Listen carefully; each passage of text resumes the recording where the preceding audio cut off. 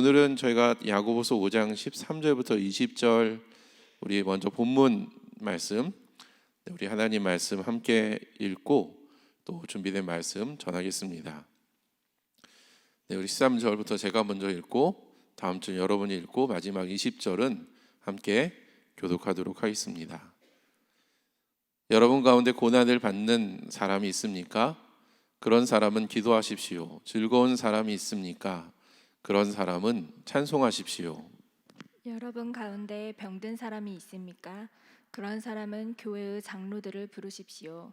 그리고 그 장로들은 주님의 이름으로 그에게 기름을 바르고 그를 위하여 기도하여 주십시오. 믿음으로 간절히 드리는 기도는 병든 사람은 낫게 할 것이니 주님께서 그를 일으켜 주실 것입니다. 또 그가 죄를 지은 것이 있으면 용서를 받을 것입니다. 그러므로 여러분은 서로 죄를 고백하고 서로를 위하여 기도하십시오. 그러면 여러분은 낫게 될 것입니다. 의인이 간절히 비는 기도는 큰 효력을 냅니다. 엘리야는 우리와 같은 본성을 가진 사람이었지만 비가 오지 않도록 해달라고 간절히 기도하니 3년 6개월 동안 이나 비가 내리지 않았으며 다시 기도하니 하늘이 비를 내리고 땅은 그 열매를 맺었습니다. 나의 형제자매 여러분 가운데서 진리를 떠나 그릇된 길을 가는 사람이 있을 때에 누구든지 그를 돌아서게 하는 사람은 함께 있습니다. 이 사실을 알아두십시오. 죄인을 그릇된 길에서 돌아서게 하는 사람은 그 죄인의 영혼을 죽음에서 구할 것이고 또 많은 죄를 덮어줄 것입니다. 아멘. 오늘은 이 본문 말씀을 통하여서 기도 처음과 마지막이라는 제목으로 하나님 말씀을 나누고자 합니다.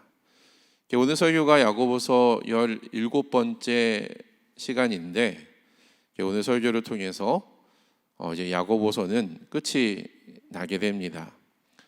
어떻게 여러분 좀 도움이 되셨습니까? 네, 저도 이 야고보서를 또 이번 계기를 통해서 깊이 또 여러분의 설교자들의 설교를 통해서 또 듣고 또 개인적으로 묵상할 수 있는 좋은 시간이 되었던 것 같습니다. 그 야고보서의 저자는 예수님의 동생 야고보입니다. 성경에는 여러 야고보가 등장하지만 야고보서의 저자는 예수님의 동생 야고보로 이렇게 알려져 있는데 그는 초대 예루살렘 교회의 수장입니다. 그런 그가 이 편지를 쓸 때에 12지파가 세계에 흩어져 있다라는 1장 1절의 그 기록과 그들이 여러 가지 시험에 빠졌다라는 1장 2절의 표현으로 보아서 그 야고보서 이 서신을 기록될 당시에는 큰 환란이나 대박해로 인하여서 그 사람들이 뿔뿔이 흩어진 것으로 추정이 됩니다. 학자들은 그때를 네로 황제가 통치하고 있을 때로 보고 있습니다. 핍박이 오니까 그 핍박을 감당하기 어려워서 좀 더 안전한 곳으로 조금 더 복음을 안전하게 전할 수 있는 곳으로 12지파가 이동을 했다라는 거죠. 그래서 야고보는 그러한 그들을 위로하고 용기를 주고자 이 편지를 쓰게 됐을 것입니다. 그런데 야고보서를 읽어본 분들은 아시겠지만 이 야고보서의 그 내용이 외부에서 찾아오는 그런 핍박도 다루지만 그보다는 내부적으로 일어나는 여러 가지 문제들을 더 많이 할애를 해서 그것에 대해서 다루게 됩니다. 그들 가운데 졸부들이 생겨났고 신앙은 종교와 형식화되었으며 경제적인 이유로 성도들 간에 차별이 생겨나면서 그들 가운데 사랑이 식어져 가고 있었던 것입니다. 지난 리셋 부흥회 때 송찬나 선교사님께서 말씀해 주신 것처럼 여러분 교회 내에 형식화, 종교화 또는 위선이 들어오게 되면 그 공동체는 진정성을 잃어버리게 되고 교회로서 힘을 잃어버리게 됩니다. 그래서 초대 예루살렘 교회의 수장이었던 야고보는 그러한 문제를 해결하고자 행함이 있는 믿음을 강조하면서 이 편지를 쓰게 되었다. 것입니다. 그 야고보서의 구조를 살펴보면 여러분 특이한 점이 있는데 1장 1절부터 8절까지의 내용에 보면은 기도에 대한 내용이 나옵니다. 그러니까 지혜를 구하라, 하나님께 간구하라, 이제 그런 내용으로 시작을 하죠. 그리고 오늘 우리가 읽었던 이 마지막 본문의 내용도 기도를 강조를 합니다. 그렇게 본다면 야고보는 이 서신을 기도로 시작을 하고 기도로 끝을 맺었다라는 것입니다. 예루살렘 교회의 수장이 된 목회자가 된 야고보는 기도하는 사람이야말로 참으로 지혜로운 사람이며 또한 기도할 때 우리가 고난을 이겨내고 믿음을 실천할 수 있는 힘을 공급받을 수 있다라는 것을 말하고 싶었을 것입니다. 저는 사랑 믿는 교회가 2023년을 시작하는 이 시점에서 우리가 정말로 붙잡아야 될 것, 우리가 정말로 잘 해야 되는 것 중에 하나가 바로 이 기도라고 생각을 합니다.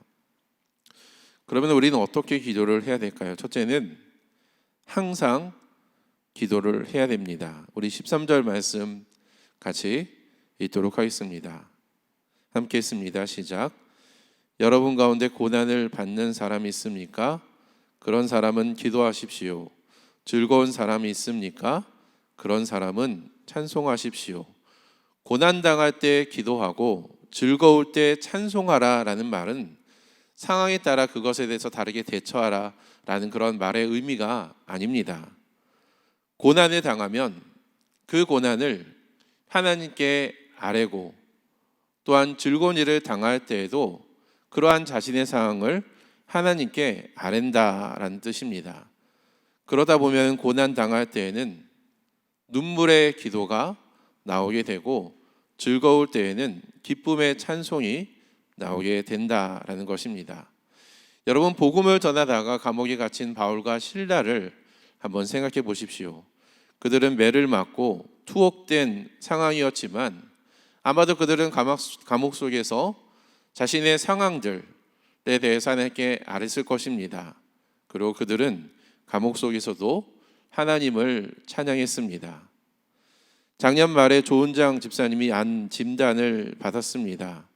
초기에 진료했을 때에는 경계성으로 나와서 그 소식을 들은 우리 모두가 암이 아니기를 모두 간절히 바랬지만 암 판정을 받자 실망감이 얼마나 컸는지 모릅니다. 그래서 어떻게 위로할지 몰라서 난감해하고 있는데 이런 문자가 왔습니다. 목사님, 돌아보니 지금이 저에게는 또 최선의 상황이니 감사하며 나아갑니다. 기도로 동역해 주셔서 감사합니다. 제가 그 문자를 보고 믿음으로 반응하지 못했던 제 자신이 부끄러웠고 집사님의 믿음이 저보다 훨씬 더 낫다라는 생각을 했습니다. 그리고 시간이 지나서 지난주 금요일에 이런 문자를 받았습니다. 그날은 조직 검사를 하고 전이 여부를 파악하는 날이었습니다. 목사님, 가장 기쁜 소식을 전해드립니다. 암이 전이된 소견이 없어 추적 관찰만 하면 되는데 일단 수술적 치료했기 때문에 더 이상 추가 치료는 필요가 없을 것 같습니다. 이런 경우는 드문 경우라 하고 저도 처음 들어본 경우입니다. 상상도 하지 못했던 결과입니다. 기도해 주셔서 감사합니다. 여러분 고난당한 자가 있으십니까? 기도하십시오. 기도하다 보면 우리의 입술에서 찬양이 흘러나오게 될 것입니다. 그리고 항상 기도하라라는 말은 상황에 따라 좌우되지 않는다라는 뜻이기도 합니다. 작년에 코로나가 유행하였고 독감이 기승을 부렸으며 때로는 우리가 예측하지 못했던 그런 여러 가지 다양한 모습의 고난과 어려움이 있었을 것입니다. 그러나 기도는 여러분 내가 좋을 때 내가 마음이 평안할 때만 하는 것이 아니라 오히려 고난 받는 분이 있다면 더욱더 기도에 힘써야 됩니다. 우리가 앞으로의 일을 예측할 수는 없지만 분명한 것은 우리가 기도하면 하나님이 들으신다는 것이고 우리가 기도할 때 하나님의 일하심을 경험하게 된다라는 것입니다. 그리고 두 번째로 우리는 병든 사람들을 위해 교회가 찾아가서 기도해야 됩니다. 병든 사람이 있으면 그냥 지켜만 보는 것이 아니라 우리가 찾아가서 그를 위로하고 또한 기도할 수 있어야 된다라는 것이죠. 14절과 15절 말씀입니다. 같이 한번 읽습니다. 여러분 가운데 병든 사람이 있습니까? 그런 사람은 교회 장로들을 부르십시오. 그리고 그 장로들은 주님의 이름으로 그에게 기름을 바르고 그를 위하여 기도하여 주십시오. 믿음으로 간절히 드리는 기도는 병든 사람은 낫게 할 것이니 주님께서 그를 일으켜 주실 것입니다. 또 그가 죄를 지은 것이 있으면 용서를 받을 것입니다. 여러분, 아파본 경험이 있는 분들은 공감하시겠지만 질병은 사람을 고통 속으로 몰아넣고 정신과 육체를 쇠약하게 만듭니다. 아프면 사람을 낙심시키고 우리를 하여금 두려움에 빠뜨리게 합니다. 그래서 야고보는 병든 사람이 교회로 가기보다, 물론 아픈 사람한테 의지해서 교회로 와야 되겠죠. 그러나 야고보는 병든 사람이 교회로 가기보다는 교회의 장로들이 그 사람이 있는 곳으로, 아픈 사람이 있는 곳으로 찾아가야 된다라고 지금 권면하고 있습니다. 오늘날로 말하면 신방을 가야 된다라는 것입니다. 우리 고성규 성도님의 아내 박한나 자매는 두통으로 인해서 아플 때가 많았습니다. 그래서 그 일로 인하여서 여러 번 결석을 했죠. 한 번은 심한 두통으로 인해서 괴로워하고 있는데 우리 이은주 목자님께서 직접 집에 가서 미역국을 끓여주시고 반찬도 가져다 주신 적이 여러 번 있었습니다. 그리고 엄자의 자매가 아플 때에는 그 목장의 목자인 신동희 목자가 엄자의 자매가 혼자 편히 쉴 수 있도록 막내 아들 하온이를 자기 집으로 데려와서 돌본 적이 여러 번 있었습니다. 그리고 작년에 그리고 최근에 코로나 독감이 유행할 때 많은 성도들이 아픈 사람을 찾아가서 음식을 전달해 주고 사랑의 마음을 전달해 주었습니다. 여러분, 우리가 신방을 간다고 해서 그 사람의 병이 낫는 것은 아닙니다. 그러나 분명한 것은 우리가 정말로 어려움 중에서도 그 사람 사랑하는 마음으로 찾아가서 신방을 하고 기도한다면 그 사람에게 희망을 선물해 줄 수 있습니다. 아, 교회가 나를 생각하는구나. 내가 혼자가 아니구나. 교회가 나를 위해서 기도해 주는구나 라는 마음을 갖게 된다라는 거죠. 그리고 그러한 마음은 나에게 주어진 상황을 다르게 보게 하고 다르게 해석할 수 있는 힘을 주게 됩니다. 여러분, 무엇보다 본문이 말하고 있는 것처럼 고통당하고 있는 사람이 있다면 찾아가서 주님의 이름으로 기도해 주십시오.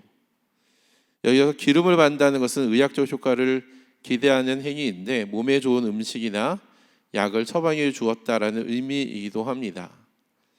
여러분, 혹시 제 설교를 오늘 이 시간을 통하여서 여러분의 마음속에 내가 그 사람을 찾아가 봐야 되겠구나 라는 그런 마음이 든다면 여러분, 오늘 예배가 끝난 후에 그 사람에게 찾아가서 주님의 이름으로 여러분 기도해 주십시오. 어떤 분들은 내가 목사도 아니고 내가 목자도 아닌데 내가 어떻게 기도를 해? 난 기도할 만한 자격이 없고 난 기도를 잘하지 못해 라고 생각할지도 모릅니다. 그러나 능력은 우리에게 있는 것이 아니라 능력은 주님에게 있습니다. 그래서 성경은 누구든지 주님의 이름으로 기도하면 주님께서 그 사람을 일으켜 주신다라고 표현을 하고 있습니다. 그래서 성경께서 이끄시는 대로 어떤 사람이 생각이 나시거든 여러분 찾아가서 여러분의 사랑의 마음들을 전달해 주고, 또한 우리가 코로나 때문에 얼굴과 얼굴은 우리가 대면하지 못한다면 전화로도 자매님, 형제님 제가 잠깐 기도해 드려도 될까요? 라고 양해를 구하고 짧게라도 주님의 이름으로 기도하시기 바랍니다. 어떻게 기도해야 될까요? 세 번째는 서로 죄를 고백하며 병 낫기를 중보 기도해야 됩니다. 우리 16절 말씀, 우리 본문 짧기 때문에 같이 한번 읽습니다. 시작. 그러므로 여러분은 서로 죄를 고백하고 서로를 위하여 기도하십시오. 그러면 여러분은 낫게 될 것입니다. 의인이 간절히 비는 기도는 큰 효력을 냅니다. 성경에서 말하는 질병의 원인은 다양합니다. 죄 때문에 질병이 생기기도 하고 죄와 상관없이 육체의 연약함으로 인하여서 질병이 찾아오기도 합니다. 그런데 야고보가 말하는 질병은 죄 때문에 생긴 질병인 듯 합니다. 왜냐하면 죄를 고백하고 서로를 위하여 기도하라라고 말을 하고 있기 때문입니다. 그럼 누가 기도를 해야 될까요? 신령한 능력이 있는 목사님에게 가서 안수 기도라도 이렇게 받아야 될까요? 저는 가끔 아픈 분들이 계실 때에 하나님께서 저에게 능력을 주셔서 제가 기도하는 사람마다 병이 낫게 되는 기적이 일어나면 좋겠다라는 생각을 여러 번 했습니다. 목회자로서 아픈 성도가 있을 때 참 그런 마음을 여러 번 가졌습니다. 정말 그랬으면 좋겠어요. 그런데 야고보는 의인이라는 이 단어 앞에 정관사를 쓰지 않았는데 이는 목회자뿐만이 아니라 누구든지, 우리 권사님도 또 우리 자매님도 누구든지 기도할 수 있다라는 것을 의미합니다. 즉 하나님과의 바른 관계를 유지하고 있는 사람이라면 그 사람이 주님의 이름으로 기도할 수 있다라는 것이죠. 그런데 여기서 제가 좀 주목한 표현이 있습니다. 그것은 간절히 비는 기도는 큰 효력을 낸다라는 것입니다. 야고보는 엘리야 선지자를 예로 들어 설명했는데 엘리야가 비가 오기를 기도할 때 얼마나 간절히 기도했는지를 보십시오.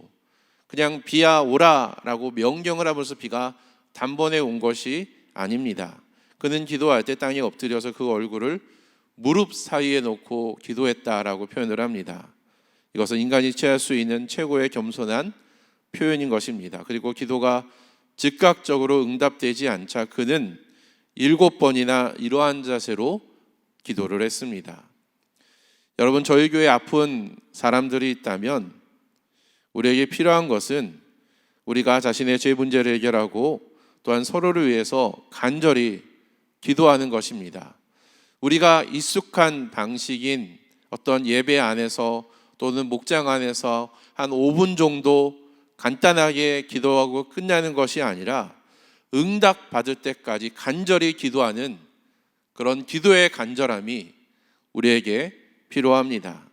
어떤 분은 암과 같은 중대한 질병은 기도해도 완치가 어렵다라고 생각하는 분이 있을 수 있습니다. 여러분, 그러나 그렇지 않습니다.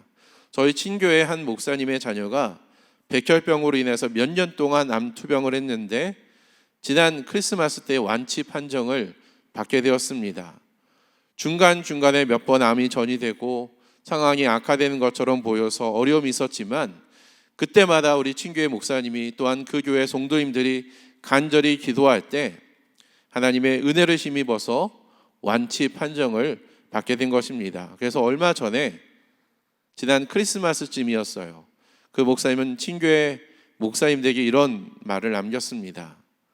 저희 가정의 가장 큰 기도 제목은 온 가족이 모여서 함께 사는 것이었습니다.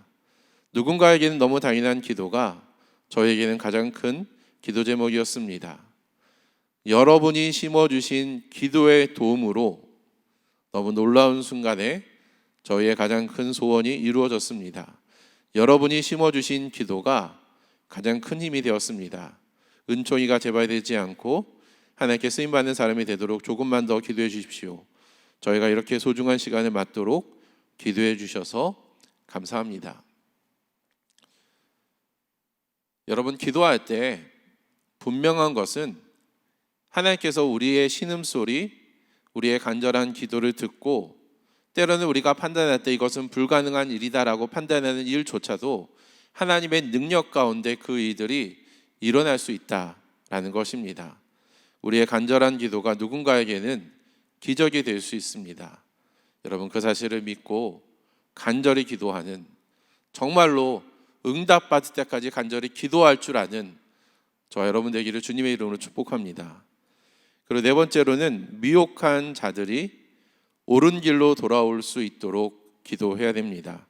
19절과 20절 말씀, 우리 짧기 때문에 한번 같이 한번 읽습니다. 시작.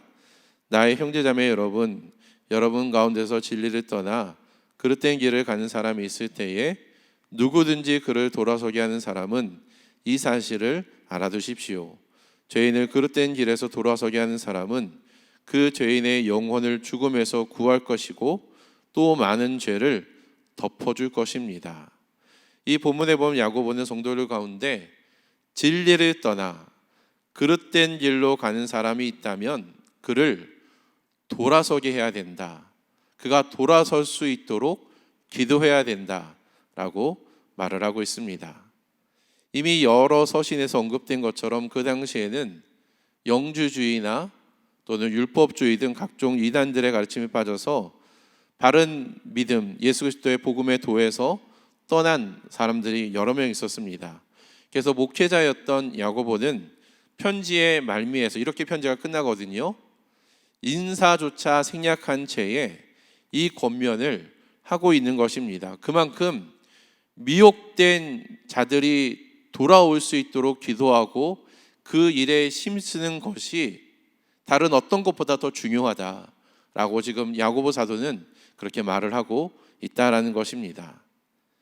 여러분, 우리에게도 함께 신앙생활을 하다가 여러 가지 이유 때문에 지금은 교회에 나오지 못하고 있는 자녀들 또는 장기 결석자들이 있는 줄 압니다. 여러분, 물론 저희 교육자들이 그들을 신경 쓰고 그들을 위해서 기도하고 그들을 신방하고 그에게 권면을 합니다. 그런데 성경은 누구든지 미혹된 자들을 돌아서게 할 수 있다라고 지금 말을 하고 있습니다. 어쩌면 교육자들보다 여러분들이 그 일을 더 잘할 수 있을지도 모릅니다. 목사가 이야기할 때에는 그냥 목사니까, 그냥 목자니까 뭐 그렇게 반응하겠지라고 생각하지만 같은 상황에서 동일한 처지에 있는 사람들이 권면하면 이렇게 마음이 움직일 수 있을 수 있다라는 겁니다.